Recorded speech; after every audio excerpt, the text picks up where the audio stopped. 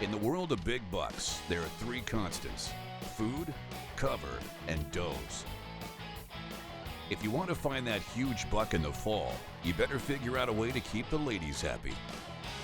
The does that live on your property, they are your best friends. Hey guys, it's all about the girls.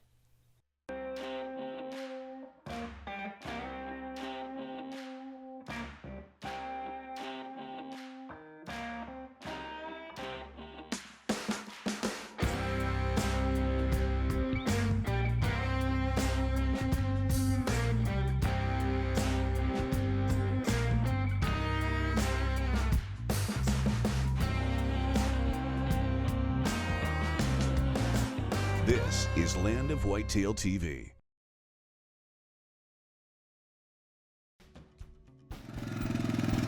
You can put in hours of work, create deer utopia, and offer everything a whitetail could want. But if you don't have the does, you're probably not seeing the bucks. In recent years, if we've really been tracking management, it has been just pounded into our heads. You have to kill does, you have to kill does, you have to kill does. They've almost been made out to be the enemy. They are not. They are the buck hunter's best friends. Those does that live on your ground, they keep Mr. Big occupied there. What you need to understand here is a doe's home range is much smaller than a buck's home range. So if you have a big mature doe on your property, especially if you have a small property, you want to leave her alone. If you're going to harvest some does, you're going to want to go after the younger age classes. Yearling does are perfect because they're going to disperse anyways. But if you have 3, 4-year-old does, you're not going to know the age. You're just going to know you have a mature doe on your property. Leave her alone. She's going to be there. She's not going anywhere. You know, it's not rocket science. If you're going to want to find the bucks in the fall, especially during the periods of the rut, you need to know where the does are. You need to hunt the does. It's not a lot different than those college bars. What's the first thing they do? They have ladies' night. They draw the ladies in. What happens? Then the guys come too. It's not a lot different with deer. You have to manage for does. You need to set up your stands for does, because where those does are, the bucks will follow. If you're watching TV, it's just buck hunt after buck hunt after buck hunt. Frankly, when you see doe hunts, it's because they didn't kill enough bucks the year before. No, that's not reality. Reality is if you want to kill great bucks on your ground, you have to pay attention to those does. You pay attention to them, you give them everything they need, and the bucks fall into place. I manage ground as part of my living. You know, a dirty little secret? I don't focus on creating buck bedding. I don't focus on creating buck habitat. I focus on creating doe habitat, because if you create ideal doe habitat, the bucks fall in line. What do you need to get deer to spend a disproportionate amount of time on your ground? You supply them with the best food, the best cover, the best water, the best feeling of security and comfort and breeding opportunities that they can get within that overall area. They're going to spend a disproportionate amount of time on your ground. If you do that for does, the bucks fall into place. There's all sorts of information out there about going ahead and building doe factories. You know, if you do this wrong, you do that wrong, you'll have all these does, you won't have any bucks. You know what? That is pure flat out baloney. You give those does everything they want, you're giving Mr. Big everything he wants too. Land of Whitetail is brought to you by Cuddeback Digital, more deer, fewer blanks. By Sauer Electro-Optics, never settle. By Thompson Center, America's master gunmaker. Hornady, accurate, deadly, dependable. And by Scent Killer Gold with Hunt Dry Plus technology. Apply it, dry it, and go hunt. Coming up next. When you're talking to other land managers out there, reading the information, the resources, relying on them, what you hear over and over is bucks, bucks, bucks, bucks, bucks. You cannot ignore the doe portion of the equation. You want to see big bucks this fall? You better keep the girls happy. When you're managing your land, you need to provide the nutrients, the food that'll draw these deer in. Draw them from the surrounding areas. Draw them in from your neighbors. It's all about putting the right banquet in front of the deer. This is Land of Whitetail. This segment of Land of Whitetail is brought to you by Matthews. If you talk to a hunter, rarely do they say they are patterning their land for does, but that's exactly what you should be doing. How do you prepare your land to have does on it and to keep does on it? It's food, cover, security. To keep them secure, how do you make them secure? Make them secure by leaving them alone, especially, again, if you have a small property. If you have 40 acres or less, you don't want to be pounding a lot of does off of there. You want to leave them alone. Get them a sanctuary within the middle of that property or somewhere that they're not going to wander off onto the neighbors and get shot during gun season.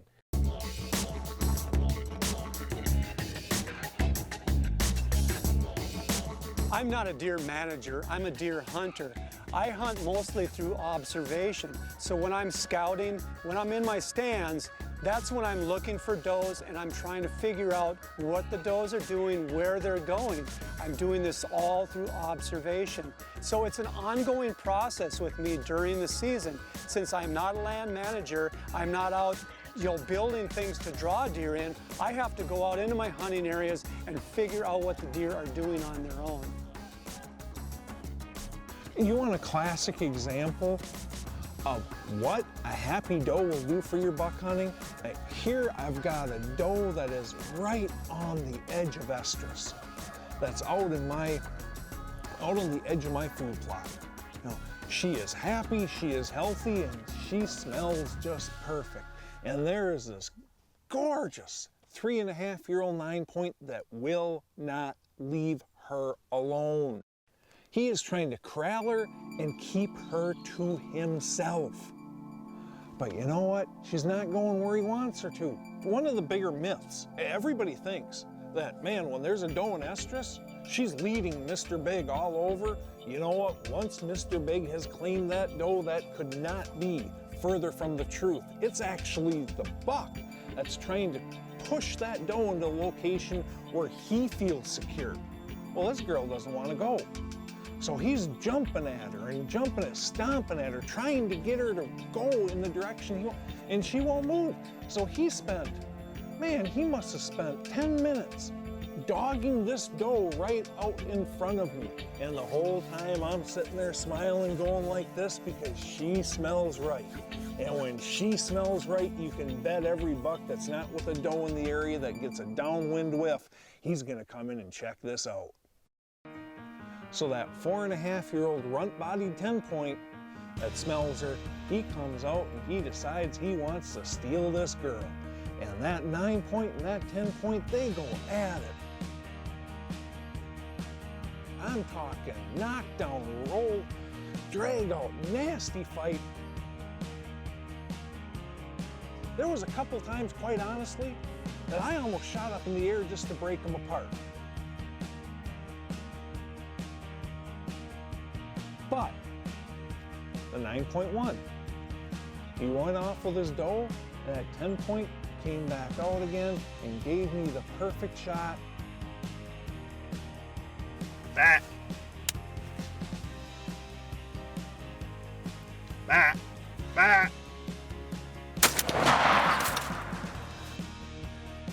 He's got a 3.5-year-old body. He's got a 2.5-year-old rack.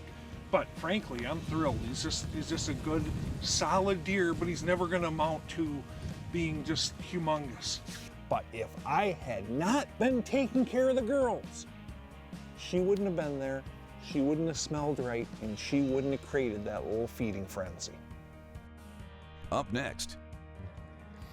All bets are off. It's time to put some meat in the freezer. We have a doe down. It's a glorious day, and we just got started. You know, back in high school when the guy would do anything for the pretty girl, it's no different than with a buck. It's time to put some meat in the freezer, and we just got started.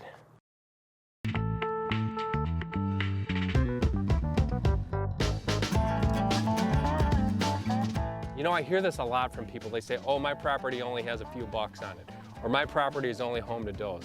That's nonsense. your property is home to deer. If you have the right things in place, you're going to have deer. And if you have deer, you're going to have an equal proportion of bucks and does. You might not see them all the time, or you might be seeing does all the time because you're hunting it wrong. When you're managing your land, you need to provide the nutrients, the food that'll draw these deer in. Draw them from the surrounding areas. Draw them in from your neighbors. It's all about putting the right banquet in front of the deer. Well, here's a prime example of how it should work if you got everything going for you. This particular property, lots of deer, ample opportunities to fill some doe tags. And you know, don't be afraid, if you're gonna shoot some does while you're buck hunting, don't be afraid to do it out of the same stand. A doe is a doe if you're on that property, and if you're targeting the ones you want to target, the younger age classes, doesn't matter when you take them. Opening day of Illinois gun season. It's a beautiful morning. It's cold, it's clear, no wind.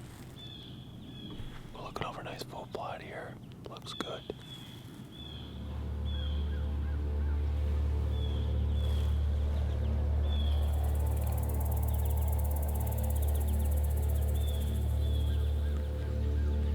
First one.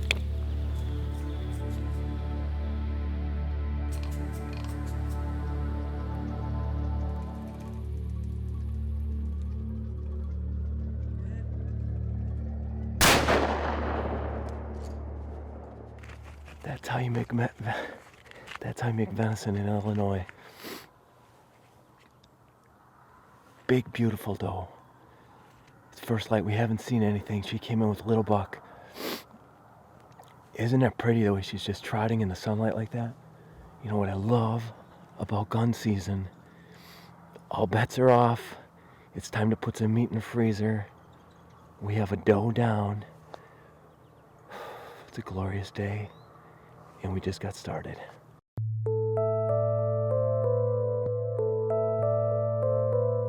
If you set your property up to cover all your bases, then you're going to keep does on. There's no one thing that you can do to say, oh, I'm going to have more does bedding on my property or feeding on my property. It's a combination. Food plots, outer edges, good idea. It's going to draw those deer in. And then the inner edges of your property, have nice prime bedding areas if you can, and then stay out of there. If you have a small property, you're only hunting a small portion of that property throughout the year, and you're leaving the rest of that as utopia. Let the deer have that be their home. Dan Schmidt is in Illinois. It's the start of the gun season, and he's already taken a nice doe. That is a beautiful doe. With the morning already a success, Dan decides from the don't change from what works philosophy to hunt the same stand in the evening.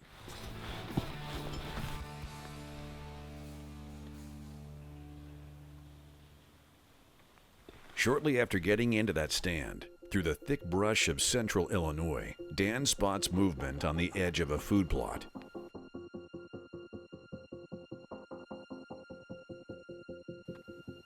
It's a beautiful 8-pointer, and it's coming directly toward Dan's stand.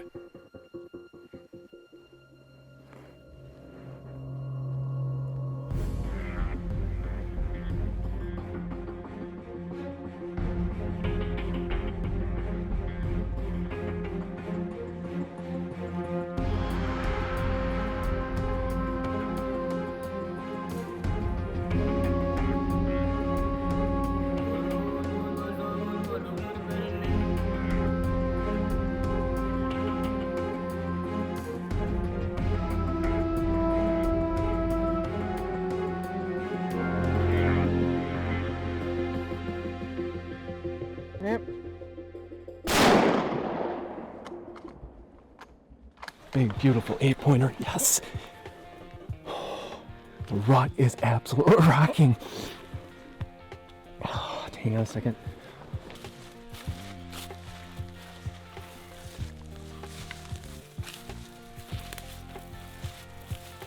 A doe in the morning, a great buck in the afternoon. That's what great land management is all about. To get the boys to come out, you have to keep the ladies happy. What a nice buck. Look at this. Is a dandy 8-pointer. Dandy 8-pointer. he is pretty. Holy mackerel. Nice tines. You know, that's exactly what we were here for. Just a really pretty 8-pointer. Holy cow. Yes.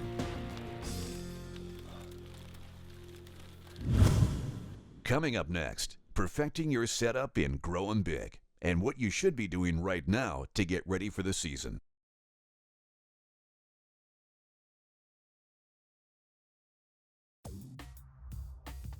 Land of Whitetail is brought to you by Cuddeback Digital, more deer, fewer blanks. By Sauer Electro-Optics, never settle. By Thompson Center, America's master gunmaker. Hornady, accurate, deadly, dependable. And by Scent Killer Gold with Hunt Dry Plus technology. Apply it, dry it, and go hunt.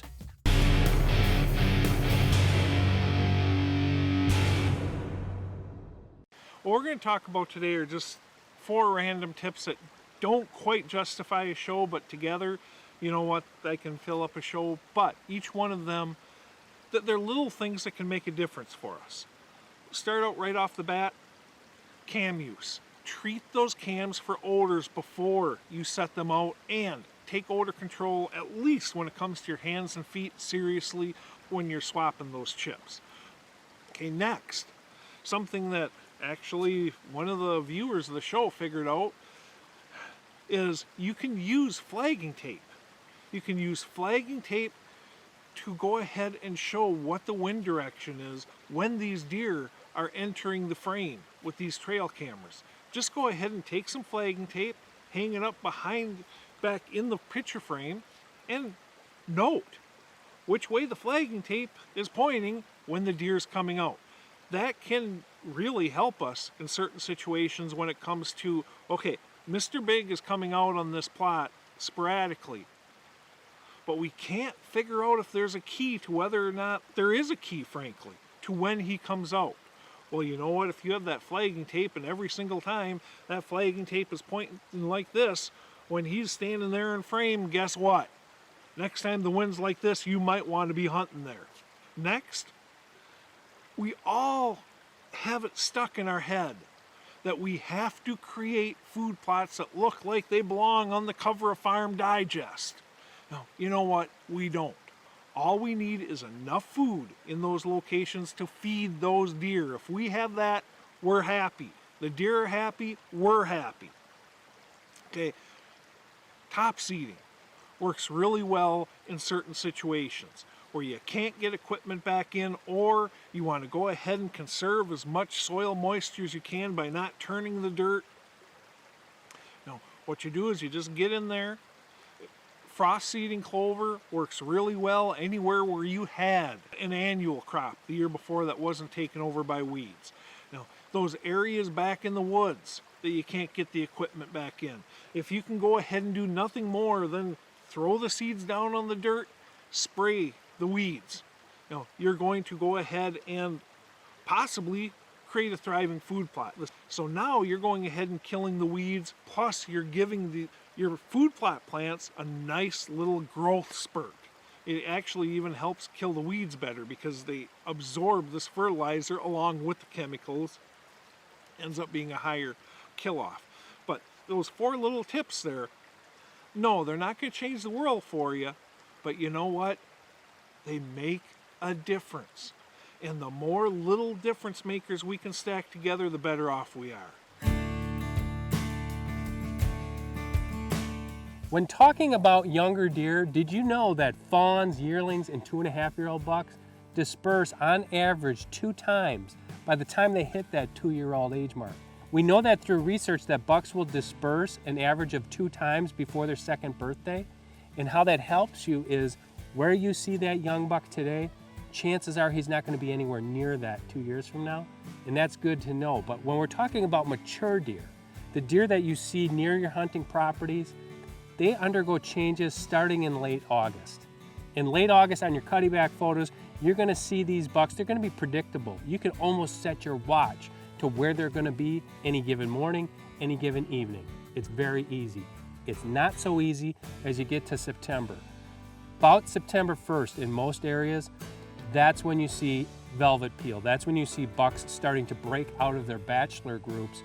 Now's when the fun begins for as a hunter, because you might not know that deer that's there in September might not be there in October or definitely November, but deer you haven't seen before are going to start showing up. So that makes it a little bit more exciting, especially bow season.